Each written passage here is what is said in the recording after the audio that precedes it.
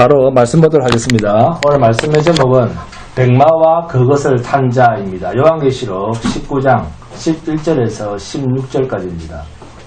오늘 말씀의 제목은 백마와 그것을 탄 자, 요한계시록 19장 11절에서 16절까지입니다.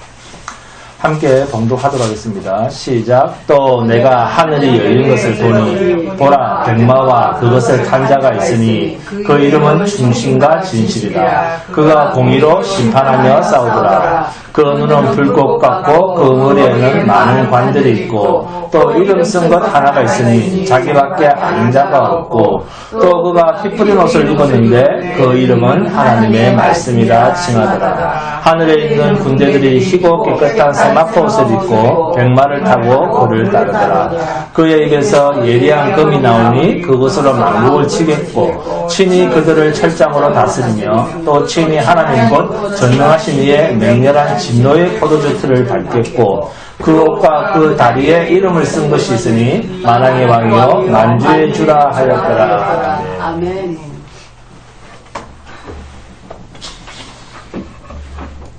자, 하나님의 말씀이 성도들의 삶 속에 녹아 들어가야 되는데, 자, 나는 하나님의 말씀이 내 삶 속에 늘 녹아 들어가 있어서 늘 하나님의 말씀대로 산다. 그러시면 손 한번 들어보세요. 우리 김혜식 목사님 되시죠? 김혜식 목사님. 그런데 교회를 10년, 20년을 다녀도 말씀이 왕노릇을 하지 않고 무슨 일만 생기면 말씀 대신에 기도한다고 합니다. 이런 건 새빨간 종교인들이나 하는 소리입니다. 여러분, 말씀 없이 그렇게 기도만 해서 사람 뜻대로 기도가 이루어지고 사람 뜻대로 되는 일이 세상에 있을 것 같으면 우리가 하나님이지 하나님이 따로 계실 필요가 있습니까? 하나님과 인생은 원수되는 관계라니까요. 무슨 말이냐? 인간은 죄가 있다는 거예요. 죄가 있다는 말은 인간은 하나님 뜻대로 가는 반대되는 생활에 익숙해져 있다 그 말입니다. 이렇게 죄에 익숙한 자가 교회를 다닌다고 세상적 기도가 이루어진다면 교회 안 다닐 사람 없습니다. 전도를 별도로 안 해도 교회 자리 꽉 찹니다. 아무 때나 기도라는 말을 사용하시면 안 됩니다. 우리가 하나님 뜻대로의 기도라고 할 때 하나님의 뜻대로는 삶으로 나타나는 기도입니다. 삶으로 나타내는 기도인데 시시각각 일어나는 하나님과 원수가 되는 이 죄의 문제를 가지고 하나님 당신 뜻대로 되게 하옵소서. 자기 삶, 자기의 인생 전체에서 하나님의 뜻대로 되게 해야 된다라고 하는 거룩한 소원이 자신의 삶에서 나와야 되는 거지. 죄의 문제도 아닌 것을 들고 나와서 예배당이나 찾아 나오고 안방이나 골방에 들어가서 손 모으고 있는 그게 기도라고 생각하면 그게 우상에게 하는 기도지 어떻게 그것이 하나님께 드리는 기도가 됩니까? 쉬지 말고 기도하라는 이 말이 이런 세상 것을 구하라 그 말입니까? 이런 세상 것에 성도의 기도가 적용이 되는 것이냐 그 말입니다. 기도한다는 게 새벽부터 완전히 엉터리 아닙니까? 정말로 하나님 앞에서의 성도의 기도는 쉬지 말고 기도하라. 쉬지 않고 하는 거예요. 왜? 자신을 돌아보세요. 늘 하나님과 반대되는 생각. 이런 반대되는 생각이나 행동들이 드러나지 않습니까? 그러면 무슨 기도를 늘 해야 되겠습니까? 시시각각으로 하나님, 당신의 나를 주장하여 주시옵소서. 당신 뜻대로 되는 나의 인생이 되게 하옵소서. 내 마음대로 하는 행동들은 나타나지 않게 하옵소서. 이렇게 사생결단으로 울부짖는 기도가 새벽부터 나와야 되지 않습니까? 그러면 이때의 하나님의 뜻은 진리의 말씀에 근거한단 말이에요. 그러려면 하나님을 제대로 알고 기도를 해야죠. 내가 부르는 하나님이 어떤 분이신 줄도 모르고 우상을 부르듯이 하나님께 기도하면 응답이 됩니까? 힘써 여호와를 아시기 바랍니다. 계시록 17장, 19장, 18장은 큰 음녀의 멸망과 깊은 관련이 있습니다. 마지막 심판의 때에는 하나님의 엄청난 보물, 믿음을 가진 자 외에는 전부 불심판, 저주 아래로 가게 됩니다. 이것이 구별입니다. 그러니까 거룩은 인간 편에서 어떤 행위로 나타내는 것이 아니라 하나님 편에서 구원할 자와 버릴 자, 어렵게 여길 자와 저주 아래에 둘 죄인으로 구분시키는 것, 이게 거룩입니다. 그래서 거룩은 하나님의 일이지 인간 편에서의 종교적 행위와는 전혀 상관이 없는 무관한 이야기입니다. 사람들이 이걸 자꾸 착각한단 말이에요. 그러니까 늘 마귀가 협박을 하죠. 네가 그따위로 사는 게 네가 무슨 하나님의 백성이야. 그렇게 살면서 네가 성도야? 교회 다니는 사람이야? 그러니까 그런 말을 자꾸 들으니까 어떡합니까? 자꾸 사람의 그 모습을 보게 되는 거예요. 그 행동을 보게 되는 거예요. 또 자기의 그 모습을 보면서 단장하려고 하는 거예요. 허위와 가식과 위선과 인간의 종교놀이에 자꾸 불을 붙이는 거예요. 거룩은 하나님의 작업입니다. 심판과 구원은 하나님 편에서의 일입니다. 이게 거룩이라는 작업이에요. 이 거룩의 작업을 무엇으로 하느냐? 날카롭고 예리한 칼, 진리의 말씀으로 합니다. 에베소서 함께 봉독합니다. 에베소서 6장 10절에서 20절입니다. 에베소서 6장 10절에서 20절입니다.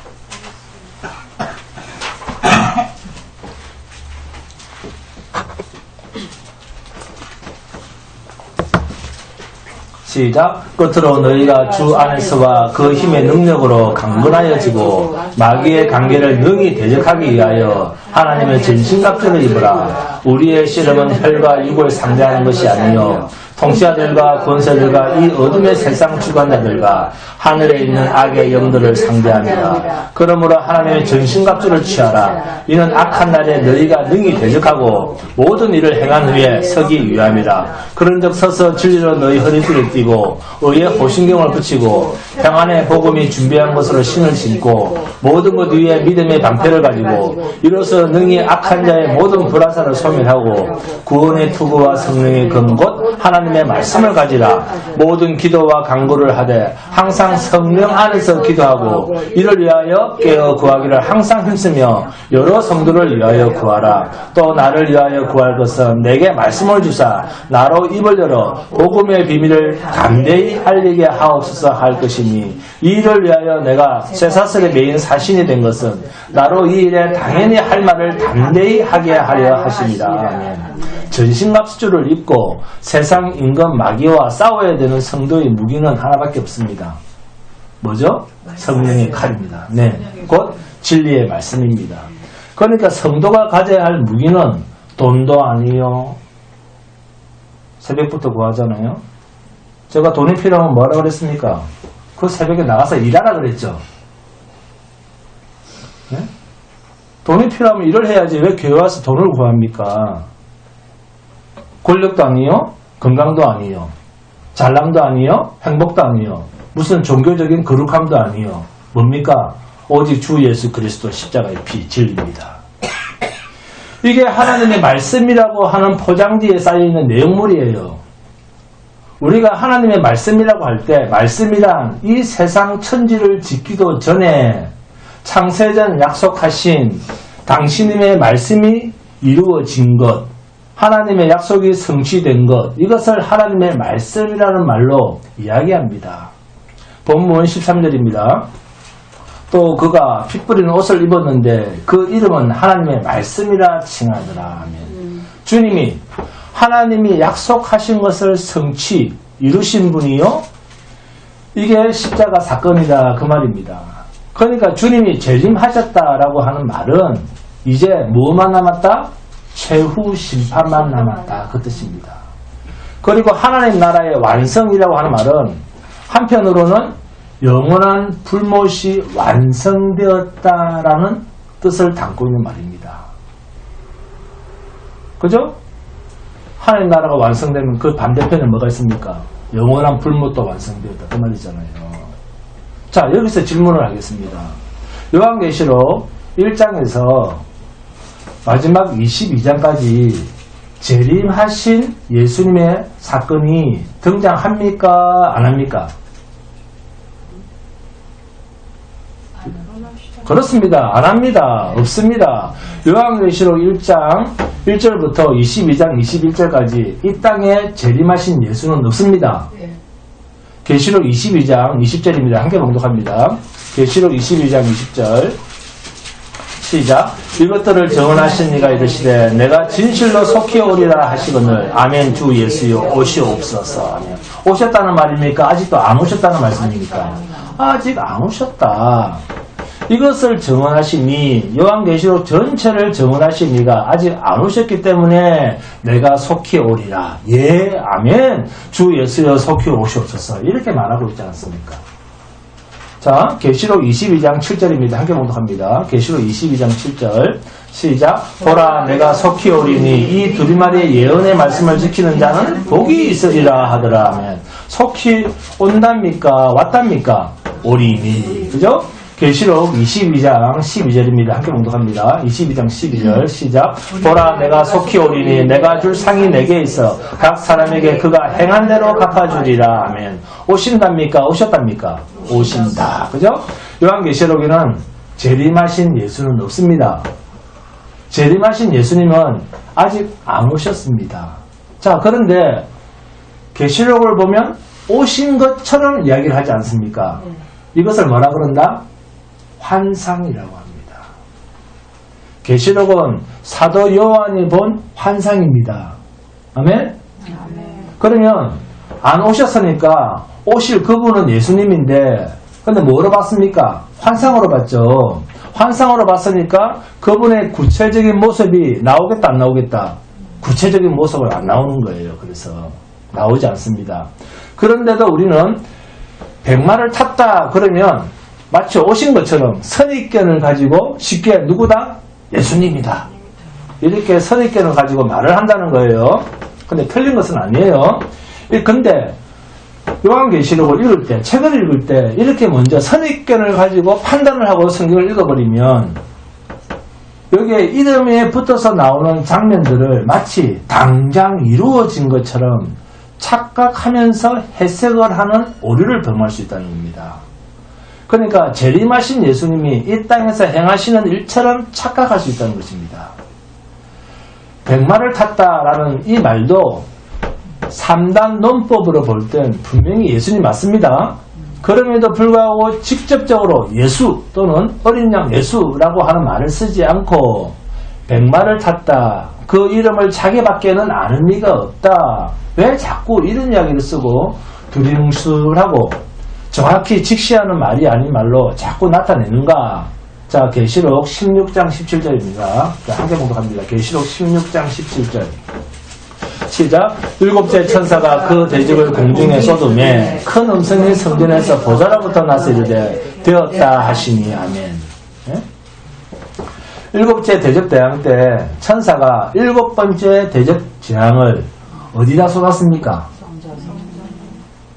예? 어디다가? 그렇죠. 공중에 쏟았잖아요. 왜 성전에다 쏟습니까?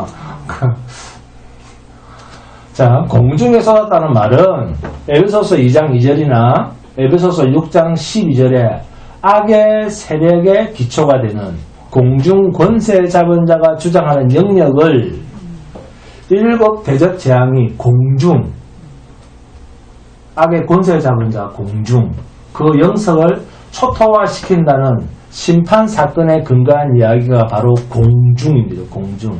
자, 그런데 본문 11절입니다. 함께 봉독합니다. 또 내가 하늘이 열린 것을 보니 보라 백마와 그것을 탄 자가 있으니 그 이름은 충신과 진실이라. 그가 공의로 심판하며 싸우더라. 아멘. 자, 하늘이라는 말이 나오죠. 그죠? 그러니까 공중과 본문 11절에 등장하는 하늘은 전혀 다른 영역이라는 것입니다. 자, 악의 근거지를 표현할 때는 공중, 악의 근거지인 공중의 진미를 전제로 하고 하늘은 열린다라는 사실에 염두에 둘 필요가 있습니다. 닫혀진 하늘이 이 공중 권세 잡은 자의 영역이 괴멸될 때 열려진다 그 말입니다. 그러니까 큰 음녀 곧 견고한 성 바벨론의 멸망이 계시록 17장 18장에서 소개가 되고 이어서 나타나는 것이 계시록 19장 17절에서 21절을 보시면 짐승들 곧 두 짐승들에 대한 심판 기사가 계시록 19장 19절에서 21절에서 집중적으로 나타납니다. 그리고 계시록 20장 1절에서 3절 7절에서 10절을 보시면 용 곧 마귀라고도 하고 옛뱀이라고 하는 사탄의 마지막 심판이 계시록 20장 4절에서 6절을 뺀 나머지 내용이 전부 이 사탄이 괴멸당하는 내용이 계시록 20장으로 이어지고 있습니다. 그리고 나서 계시록 20장 11절에서 15절을 보시면 하나님의 약속 바깥에 있는, 약속 밖에 있는 자들, 곧 불신자들이죠. 영원한 불못에 그들이 마귀와 함께 갇혀야 할 자들의 마지막 멸망의 심판의 사건이 계시록 20장 11절에서 15절에서 언급이 되고 있습니다. 결국 이것을 뒤집어 보면 요한계시록은 누구에 대한 가장 확실한 영광의 복음이다? 약속 안에 있는 자들, 성도의 복음입니다. 마귀가 계속 핍박하고 고난으로 우리를 지금도 끌고 가고 죽이는 일을 함으로 당했던 그들이 마지막 최후의 영광의 자리에 도달한다는 극명한 분위기를 연출해내기 위한 서로 대조가 되는 방식으로 약속 밖에 있는 자들의 멸망을 계시록 20장 11절에서 15절로 끝나는 마지막 대목에서 마치 심판의 클라이막스로 쓰고 있는 거예요. 이 말은 반대로 이 심판의 반대편에는 누가 서 있다? 심판이 있으면 그 심판의 반대편에 누가 있습니까? 약속의 백성들인 저와 여러분들입니다. 그러니까 요한계시록이란 성도들에게는 최고의 복음을 제공하려고 하는 목적으로 기록된 말씀입니다. 그래서 이러한 분위기를 끌고 가기 위해서 성경에 지금 많이 등장하고 있는 말들이 어떤 단어들이었죠? 할렐루야, 할렐루야, 할렐루야 하면서 계속 나온 게 계시록 19장 1절에서 6절까지 약속 안에 있는 자들의 그 극명한 찬양, 할렐루야, 이 찬양이에요. 약속에 신실하신 하나님의 일을 보면서 계속해서 성도들이 할렐루야, 할렐루야, 이 세상을 멸망시키는 것에 대해서, 악과 죄를 없애는 것에 대해서 성도들이 하늘에서 찬양하라고 했잖아요. 할렐루야.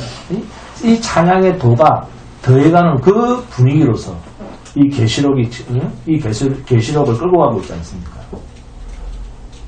이럴 수밖에 없는 근거가 어디에 있느냐 하고 보니까 계시록 20장 15절까지 약속 밖에 있는 자들을 맨 마지막 자리에 두고 성도와 구분을 해서 딱 그리고 성도와 이 믿지 않는 자들을 대조하면서 약속 밖에 있는 자들을 불못의 심판의 자리로 내어놓고 있습니다. 그러니까 얼마나 극명한 대조입니까? 구원과 저주. 네? 그러니까 계시록 19장 6절에서 10절에는 어린 양의 혼인잔치를 통해서 이제는 하나님의 완전한 왕적 통치의 시대가 도래했다는 이 사실을 할렐루야로 찬양하는 곳이 계시록 19장 6절입니다. 또 내가 들으니 허다한 무리의 음성과 같고 많은 물소리와 같고 큰 우레소리와 같은 소리로 이르되 할렐루야 주 우리 하나님 곧 전능하신 이가 통치하시도다. 우리가 이때를 기다리는 거예요. 그리고 이 사실과 함께 예수 그리스도 만왕의 왕이신 그분이 재림의 근거에서 어린 양의 혼인기약이 이제는 그날이 이르렀다는 그 혼인기약이 이르렀다는 기쁨으로 인해서 찬양하는 것이 계시록 19장 7절입니다. 우리가 즐거워하고 크게 기뻐하며 그에게 영광을 돌리세. 어린 양의 혼인기약이 이르렀고 그의 아내가 자신을 준비하였으므로. 아멘. 그리고 빛나고 깨끗한 세마포 옷을 어린 양 예수의 정결한 신부가 된 교회로 하여금 입게 하셨다. 그게 계시록 19장 8절입니다. 그에게 빛나고 깨끗한 세마포 옷을 입도록 허락하셨으니 이 세마포 옷은 성도들의 옳은 행실이로다 하더라. 이 빛나고 깨끗한 세마포 옷을 성도에게 입혔다라고 하는 것은 무엇과 극명한 대조로 이룹니까? 이 마지막 때 말세지 말에 성도가 피를 흘리고 죽임당한 이 세상 마귀와 하수인들에게 고초를 당하고 비참한 죽임을 당한 그런 자들에게 하나님께서 어떻게 눈에 보이는 이 세상의 화려한 것들로 장식한 자들과 성도를 무엇으로 구분을 시켰다? 빛나고 깨끗한 세마포 옷을 입혔다라는 것으로 대조시키고 있습니다. 우리는 빛나고 깨끗한 세마포 옷을, 그죠? 그들은 화려한 옷을. 네? 계시록 17장 4절입니다. 함께 봉독합니다. 계시록 17장 4절.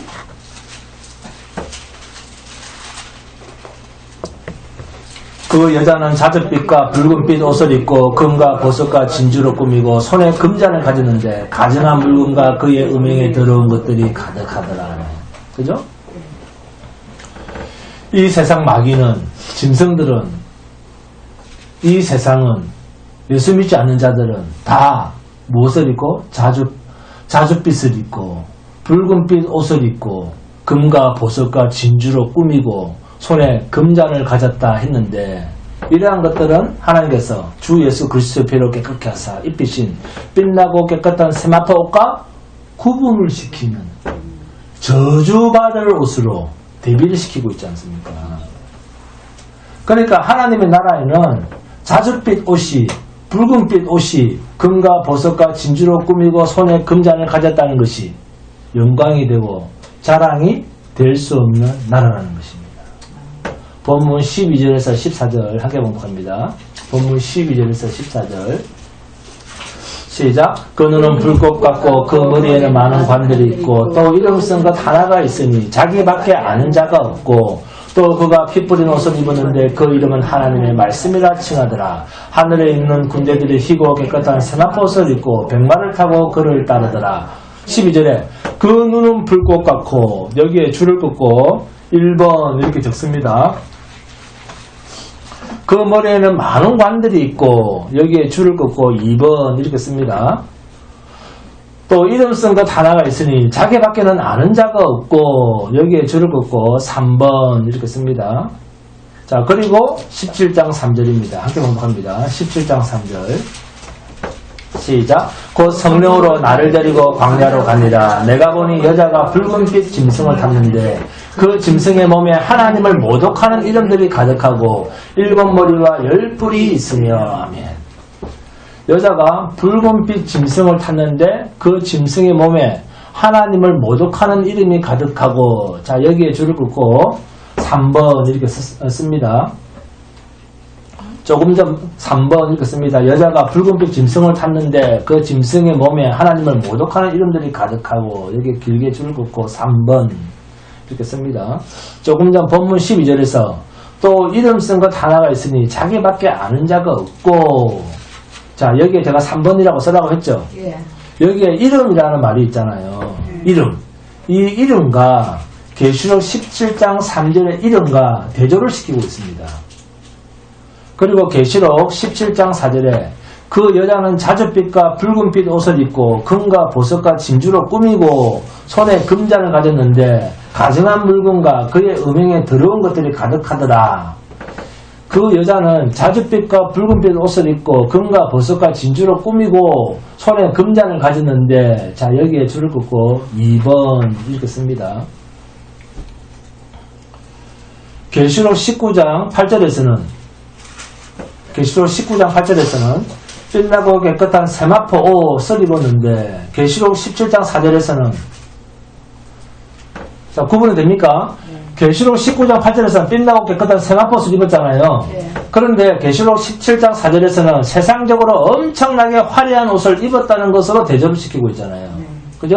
그리고 본문 12절에서는 그 머리에는 많은 관들이 있고, 자, 여기에 줄을 긋고 2번 읽겠습니다. 본문 12절에 그 머리에는 많은 관들이 있고, 여기에 줄을 긋고 2번 이라고 씁니다. 계시록 17장, 근데 3절에서는 이것을 뭐라고 표현하고 있습니까? 계시록 17장 3절에서는 그 머리에는 많은 관들이 있고, 본문에서는 이렇게 이야기를 하는데, 계시록 17장 3절에서는 어떻게 표현하고 있습니까? 7머리와 10뿔이 있으며, 이렇게 비교를 하고 있잖아요. 그죠? 여기에도 2번 읽겠습니다. 7머리와 10뿔이 있으며, 여기에 줄을 긋고 2번 읽겠습니다. 이렇게 서로 대조를 시키고 있어요. 자, 계시록 17장 5절입니다. 함께 봉독합니다. 계시록 17장 5절 시작. 그의 이마에 이름이 기록되었으니 비밀이라 큰 바벨론이라 땅의 음료들과 가증한 것들의 음이라 하였더라. 아멘. 자, 여기서는 계시록 17장 5절에서는 뭐라 부릅니까? 비밀이라 그러죠. 근데 사실 비밀이 아니죠. 자, 비밀 여기에 줄을 긋고 1번 이렇게 씁니다. 자, 그리고 본문 12절 봅니다. 본문 12절에 그 눈은 불꽃 같고, 자, 여기에 줄을 긋고 여기에 1번 이렇게 씁니다. 이 불꽃 같은 눈앞에서는 비밀이 있을 수가 있습니까? 없습니까? 없죠. 그래서 이렇게 비교를 시키는 거예요. 네? 이 불꽃 같은 눈앞에서는 감출 수 있는 게 없습니다. 비밀이란 있을 수가 없어요. 이 불꽃 같은 눈앞에서는. 그래서 계시록 17장 5절의 비밀은 비밀이다, 비밀이 아니다. 비밀이 아니라는 것입니다. 하나님 앞에서는. 그리고 본문 12절에 그 머리에는 많은 관들이 있고 또 이름 쓴 것 하나가 있으니 자기 밖에는 아는 자가 없고 라는 말은 무슨 말일까요? 천상천하 유아 독존이시다 하나님은, 그 말이에요. 네? 하나님의 이름을 아는 자가 누구밖에 없습니까? 하나님밖에 없죠. 네? 저 마귀들이 비밀이다 이렇게 까불어도 이 천상천하 유아 독존이신 전능하신 자 백마탄자 앞에서는 그들의 존재는 비밀이라고 말하는 그들의 존재는 의미가 있다 없다? 의미가 없다, 그 말입니다. 이 대조입니다. 그래서 본문 11절에 또 내가 하늘이 열린 것을 보니 보라 백마와 그것을 탄 자가 있으니 그 이름은 충신과 진실이라 그가 공의로 심판하며 싸우더라. 아멘. 이 백마 탄 자의 이름이 본문에서 세 가지로 나옵니다. 자, 본문 11절에는 예수님을 뭐라 부릅니까? 충신과 진실이라 이렇게 부르죠. 그죠? 이 충신과 진실에는 무엇이 따라오느냐? 이 백마 탄 자는 공의로 심판하고 공의로 싸우시는 분이다, 그 말입니다. 지금 하나님의 열심이 백마 탄 자로 등장을 하고 있습니다. 본문 11절에 첫머리를 보세요. 또 내가 하늘이 열린 것을 보니, 11절 하늘이 열렸죠. 계시록 4장 1절에서도, 자, 계시록 4장 1절을 봅니다. 이 4장 1절에서도 2일 후에 내가 보니 하늘에 열린 문이 있는데 내가 들은 바 처음에 내게 말하던 나팔 소리 같은 그 음성이 이르되 이리로 올라오라. 이후에 마땅히 일어날 일들을 내가 내게 보이리라 하시더라. 아멘. 이 말씀처럼 본문 11절에서 하늘 문이 열린 것을 소개하고 있습니다. 그리고 계시록 11장 19절에서도 이 말씀이 비슷하게 등장을 합니다. 11장 19절을 보시면 계시록 11장 19절입니다. 이에 하늘에 있는 하나님의 성전이 열리니 성전 안에 하나님의 언약궤가 보이며 또 번개와 음성들과 우리와 지진과 큰 우박이 있더라 하면 계시록 15장 5절에서도 등장을 합니다. 계시록 15장 5절. 또 2일 후에 내가 보니 하늘의 증거 장막에 성전이 열리며 하면 그러니까 하늘 문이 열려서 지금까지 뭔가 안 되는 일이 되는구나. 이렇게 착각하면 된다, 안 된다? 안 된다, 그 말이에요. 왜? 이미 하늘 문이 열렸다라고 하는 말이 계시록 4장에서도 초창기 처음부터 나오잖아요. 이미 하늘문은 열렸다 하는 것이 계시록 4장에도 있고 11장, 15장, 19장에도 있습니다. 그러니까 지금까지 나오는 이 모든 이야기들은 서로 연관성이 있는 점진적으로 확대해서 포괄적 의미로 우리에게 더 구체적인 장면으로 보여주고 있는 표현들입니다. 그런데 이런 어떻게 생긴다? 순차적으로 시간적이 아니라 그랬어요. 동시에 한순간에 나타나는 것인데 우리가 그걸로 다 표현할 수 없으니까 마치 그 시간이 흐르는 것처럼 기록되고 있는 것 뿐입니다. 그러니까 요한계시록은 세대주의자들 말처럼 시간적으로 우리 인간의 이해로 시간적으로 점진적으로 평면선상에 놓여있는 역사적 사건으로 이해하면 된다 안 된다? 안 된다는 거예요. 네?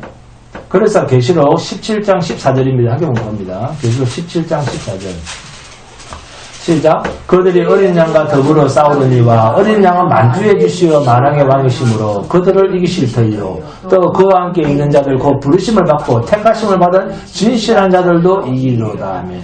어린 양은 만주해 주시어 만왕의 왕이시므로 이 계시록 14절 말씀을 본문에서 6절에 걸쳐서 확대해서 구체적으로 설명을 해주고 있습니다.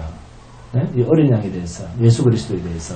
그리고 요한계시록에서는 재림의 주를 찾으려고 하면 된다 안 된다 그랬어요. 자, 본문 11절에 백마와 그것을 탄 자가 있으니, 자, 백마와 그것을 탄 자가 있으니 할 때 여기서 백마를 탄 자는 누구?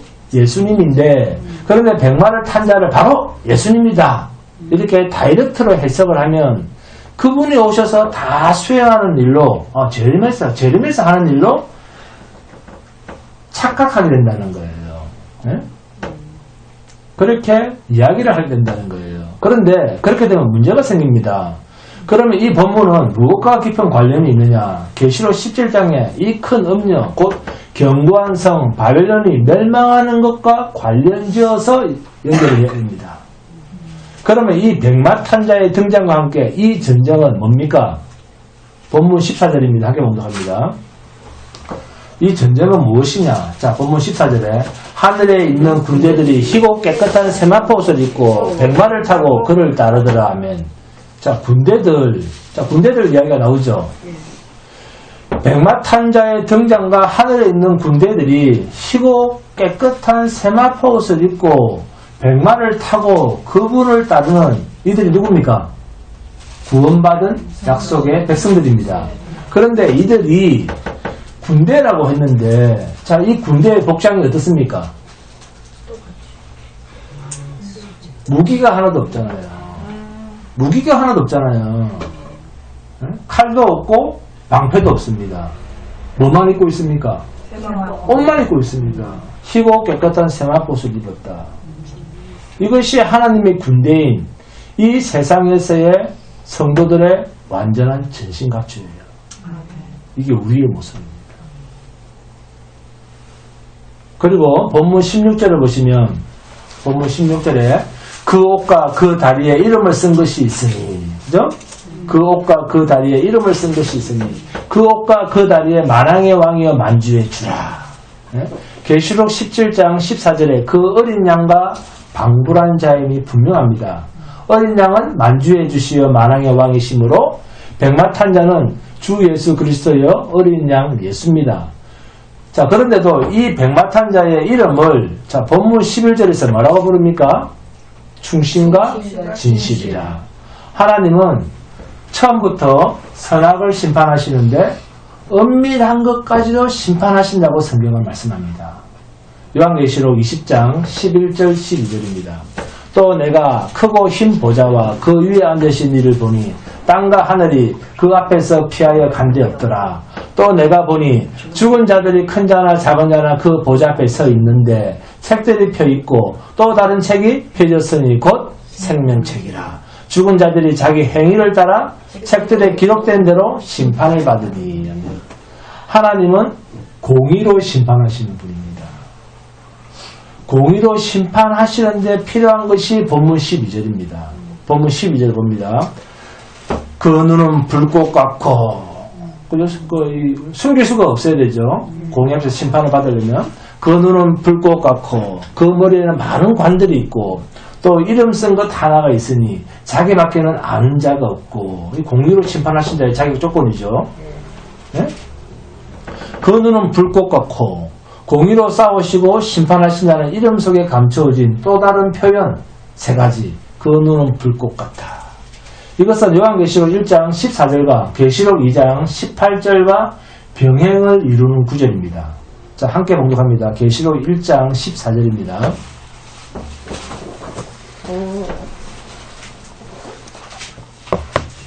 계시록 1장 14절 시작. 그의 머리와 털의 희기가 흰 양털 같고 눈 같으며 그의 눈은 불꽃 같고 하면 계시록 2장 18절입니다. 계시록 2장 18절 시작.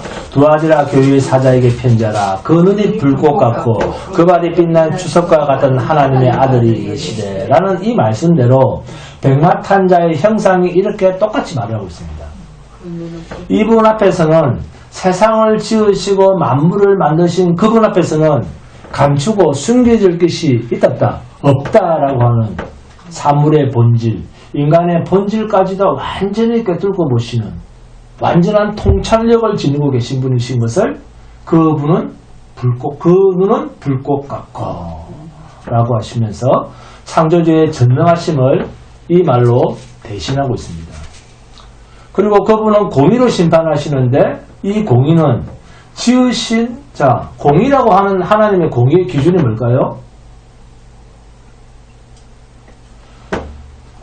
하나님이 지으신 최초에 지으신 그 본질의 모습에서 벗어난 것, 네? 그것을 심판하시는 것이 하나님의 공의입니다. 본질에서 네? 하나님의 이 공의는 창세 때 하나님이 지으신 그 본질에서 벗어난 모든 것들을 불로 심판하시는 거예요.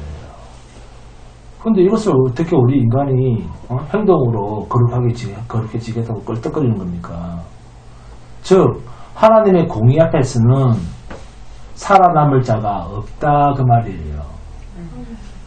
우리 육체가 산에서 기도를 하든 어딜 가든 40일 금식을 하든 아무리 예수를 잘 믿어도 죄로 인한 우리의 본질이 창세 때 그 본질에서 벗어났기 때문에 아무리 종교 행위를 해도 그것은 죽음에 넘겨져야 할 어그러진 본질입니다. 용의 머리에는 7면류관, 10면류관이 있다라고 계시록에서 말을 하는데 이와 대조되는 표현으로 그리스도께서는 만왕의 왕이심으로 만물의 왕권과 주권을 소유하고 계시기 때문에 면류관 7개, 10개가 아니라 많은 면류관이 있다라는 표현으로 대신하고 있는 거예요. 그리고 자기밖에는 아는 자가 없고 뭔 뜻입니까? 그 어떤 피조물도 하나님밖에 아는 자가 없죠. 왜? 다 만들어짐을 당한 자들이니까. 그러니까 당연히 아는 자가 없죠. 그래서 자기밖에 아는 자가 없고 그 어떤 피조물도 그 이름을 알 수 없는, 그러니까 하나님 당신만이 아는, 자기만이 아는 이름을 가지신 분이다 그 말입니다. 왜? 만물을 그가 창조했으니까. 초월적 존재다. 피조물과는 다른 존재라는 말입니다. 그분이 가지고 있는 속성은 모방을 할 수도 없는, 우리가 거룩한 척 한다고 해서 하나님이 될 수가 있습니까? 모방할 수가 없는 초월적 능력이요, 초월적 권세요, 초월적 속성을 가지신 분이다라는 의미에서 자기밖에는 아는 이름을 아는 이가 없다라고 하는 그 존재성을 우리에게 말씀하고 있는 거예요. 자, 본문 13절입니다. 13절 함께 공독합니다.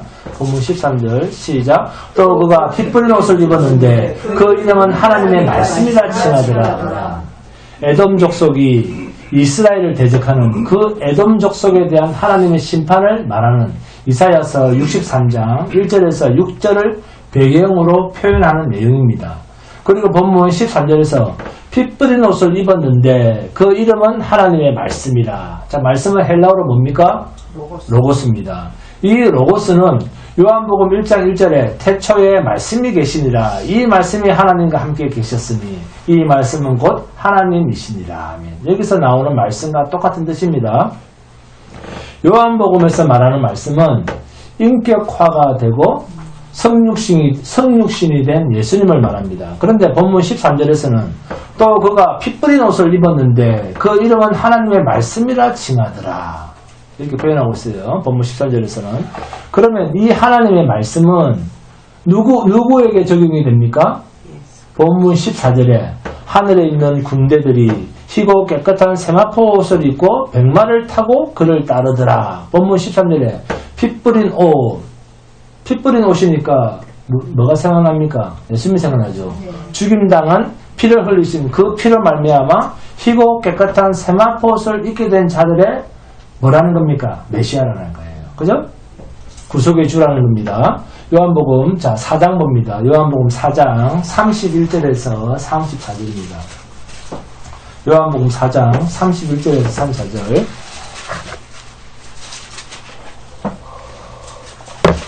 요한복음 4장 31절에서 34절 시작. 그 사이에 제자들이 청하여 이르되 랍비여 잡수소서 이르시되 내게는 너희가 알지 못하는 먹을 양식이 있느니라. 제자들이 서로 말하되 누가 잡수실 것을 갖다 드렸는가 하니 예수께서 이르시되 나의 양식은 나를 보내신 이의 뜻을 행하며 그의 일을 온전히 이루는 이것이니라. 아멘. 예수님의 제자들이 점심 먹을 빵을 구하러 동네에 나갔다가 빵을 구하고 돌아왔습니다. 그래서 선생님 점심을 준비했습니다.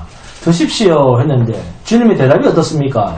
요한복음 4장 34절에서 나오죠. 예수께서 이르시되 나의 양식은 나를 보내신 이의 뜻을 행하며 그의 일을 온전히 이루는 이것이니라. 자, 주님의 양식은 뭡니까? 당신님을 보내신 성부 하나님의 뜻을 이루는 일이라는 거예요. 이 이루는 일의 최종적 하이라이트는 뭡니까? 그렇습니다. 십자가의 죽으시는 사건입니다. 그래서 본문 14절에 하늘에 있는 군대들이 희고 깨끗한 세마포 옷을 입고 백마를 타고 그를 따르더라. 하나님의 말씀이라고 하는 것은 하나님이 당신님에게 맡기신 일을 이루시는 것. 이게 하나님의 말씀, 뜻이라고 하는 말의 의미입니다. 즉 십자가 사건이라는 거예요. 그래서 그를 따르는 자를 그의 군대라고 했는데 그 군대가 가지고 있는 무기는 아무것도 없습니다. 말씀뿐입니다. 그런데 이 말씀이 뭡니까? 십자가 예수입니다. 할렐루야. 그래서 우리가 이길 무기는 이 세상 마귀와 마귀의 하수인과 그 마귀에 속한 모든 자들과 싸워 이길 수 있는 우리의 유일한 무기는 내가 세상에서 잘 되는 것도 아니고 삼박자 구원도 아니고 돈도 아니고 오직 십자가 예수입니다. 본문 15절 16절 함께 봉독합니다. 본문 15절 16절 시작. 그의 입에서 예리한 검이 나오니 그것으로 만국을 칭했고 친히 그들을 철장으로 다스리며 또 친히 하나님 곧 전능하신 이의 맹렬한 진노의 포도주 틀을 밟겠고 그 옷과 그 다리에 이름을 쓴 것이 있으니 만왕의 왕이여 만주의 주라 하였더라. 아멘. 대적들을 심판하시는 자의 모습입니다. 이 말씀과 병행되는 구절이 계시록 1장 16절입니다. 계시록 1장 16절 보면 그의 오른손에 7별이 있고 그 입에서 좌우에 날선 금이 나오고 그 얼굴은 해가 힘있게 비치는 것 같으라. 하면 우리는 이 말씀과 함께 생각해 봐야 할 것이 히브리서 4장 12절 13절 말씀입니다. 하나님의 말씀은 살아있고 활력이 있어 좌우에 날선 어떤 금보다 예리하여 혼과 영과 및 관절과 골수를 찔러 쪼개기까지 하며 또 마음의 생각과 뜻을 판단하나니 지으신 것이 하나도 그 앞에 나타나지 않음이 없고 우리의 결산을 받으실 이의 눈앞에 만물이 벌거벗음같이 드러나느니라. 하며 하나님의 말씀이신 주님은 주님 자체가 심판의 완전한 무기가 된다. 그 말씀입니다. 주님 자체가 무기라는 거예요. 하나님께 완전하게 복종하신 그분이 심판의 유일한 기준입니다. 그래서 심판의 기준은 예수입니다. 이 기준이 또 공의입니다. 공의. 그러니까 하나님의 공의로 심판한다 할 때 예수 십자가 안에 없는 자는 모두 저주의 대상이 됩니다. 오직 주 예수 그리스도 안에 있는 것만 심판에서 제외가 됩니다. 이걸 뭐라고 그럽니까? 믿음. 이것을 우리가 쓰는 믿음이라는 거예요. 다른 말로 바꾸면 성령, 또 다른 말로 바꾸면 임마누엘입니다. 그래서 본문 15절에 그들을 철장으로 다스리며 라는 이 말은 하나님의 대적자들을 완벽하게 심판하시는 그리스도의 능력과 심판의 확고부동함을 나타내는 표현입니다. 요한복음 18장 37절을 보시면 주님 자신이 왕이신 것을 인정하는 구절이 나오죠. 37절에 빌라도가 이르되 그러면 내가 왕이냐? 그러면 내가 왕이 아니냐? 예수께서 대답하시되 내 말과 같이 내가 왕이니라. 내가 이를 위하여 태어났으며 이를 위하여 세상에 왔나니 곧 진리에 대하여 증언하려 함이로라. 무릇 진리에 속한 자는 내 음성을 듣느니라 하신대. 자, 그리고 마태복음 26장 64절에서도 예수께서 이르시되 내가 말하였느니라. 그러나 내가 너희에게 이르노니 이후에 인자가 권능의 우편에 앉아있는 것과 하늘 구름을 타고 오는 것을 너희가 보리라 하시니. 아멘. 결국 이 말은 이 세상은 주님을 만왕의 왕으로 볼 수 있는 눈이 이 세상은 없다 그 말입니다. 이 말과 같습니다. 오직 누구만 신령한 눈을 가진 자, 어떻게 하나님의 은혜로 진리의 빛으로 눈이 열린 자들, 당신님의 백성들만 만왕의 왕이여 만주에 주신 분을 알아보는 은혜를 입는 것입니다. 저와 여러분, 이 은혜의 눈을 가진 자입니다. 그래서 우리가 세상에 자주 넘어지는 자인 것처럼 보여도 정말 약한 자인 것처럼 우리가 보여도